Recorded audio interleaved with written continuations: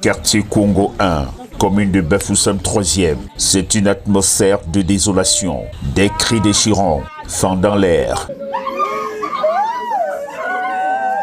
Les populations se pressent devant le domicile de la famille Damtewo.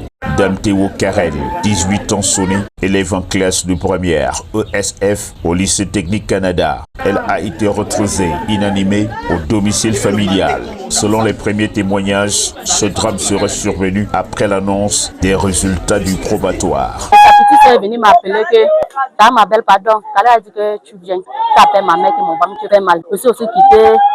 Parti regarder, j'ai vu comment elle était au sol. J'ai aussi prié, appelé une grand-mère, Maloucien. On a dû donner l'huile. On a aussi pris lui ici, là, quand je mesurais lui. On est aussi parti derrière acheter le lait. Donc, on a mis lui, ça, c'est manque descendu, je n'ai pas entré. On a mis le lait, c'est descendu, je n'ai pas entré. Avant qu'on a maintenant à l'hôpital là. Le choc émotionnel est violent pour sa mère. Prise de malaise, elle est conduite d'urgence dans un centre de santé le plus proche. Au salon, le père lui restait debout, le regard perdu sur la dépouille de celle qui était encore, il y a quelques heures, la fierté de sa petite famille. Il revient ici, sur cette journée, cauchemardesque. Ce matin, nous ont dit de la maison avec cette fille. Sa mère allait s'occuper de sa carte d'identité.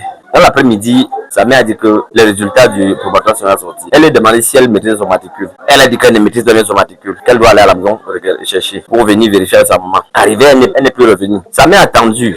Tellement impatiente, elle appelle la voisine du quartier. Regarde Karel à la maison. Et que depuis, on l'appelle fatiguée. Elle s'est isolée à l'intérieur. Elle sort. Peut-être à ce moment, le remède n'a pas encore commencé à prendre effet. Elle prend le téléphone, elle fait comme ça, avant que ce n'était pas bon. Sa mère a seulement répondu au téléphone. Je savais, point. 30 minutes après, sa mère court. Elle me rattrape en chemin parce que je venais juste de me lever. Elle m'appelle, la voisine appelle au quartier. On est en train de pleurer au quartier. On crie que Karel a bu la rata. En chemin, on trouve deux voisins qui l'ont transporté sur la moto. On arrive à l'hôpital régional.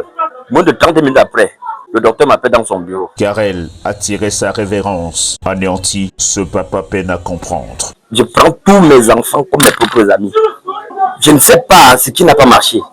Jusqu'à présent, pour moi, c'est comme un rêve. Alors que les résultats tombent encore, la région de l'Ouest enregistre plusieurs décès liés à des échecs scolaires. Une série qui interpelle et soulève de nombreuses questions au sein de l'opinion publique.